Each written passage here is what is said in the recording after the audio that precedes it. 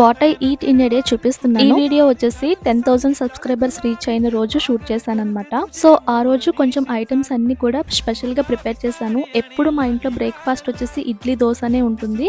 ఎప్పుడైనా ఒకేషనల్ గా పూరి చేస్తాను. సో ఆ రోజు నేను బీట్రూట్ పూరి ఇలా శనగపిండి కూర ప్రిపేర్ చేశాను అనమాట. బ్రేక్ఫాస్ట్ కి అయితే ఇలా కంప్లీట్ చేసేసాము. 10,000 సబ్స్క్రైబర్స్ క్రాస్ అయ్యారు కదా, సో మా వారిని చికెన్ తీసుకురమ్మన్నాను, తీసుకొచ్చారు.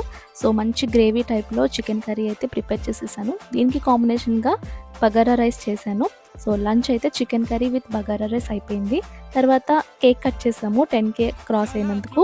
సో ఈవినింగ్ అయితే కేకే స్నాక్స్ కింద తినేసామన్నమాట. ఇదంతా అయిపోయిన తర్వాత మా ఇంటికి నైటీస్ అమ్మే అతను వచ్చారనమాట. చాలా బాగున్నాయి. 200-250 రూపీస్కి మంచి క్వాలిటీ కాటన్ నైటీస్ అయితే వచ్చాయి.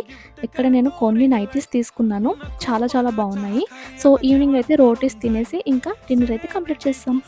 That's it, by guys.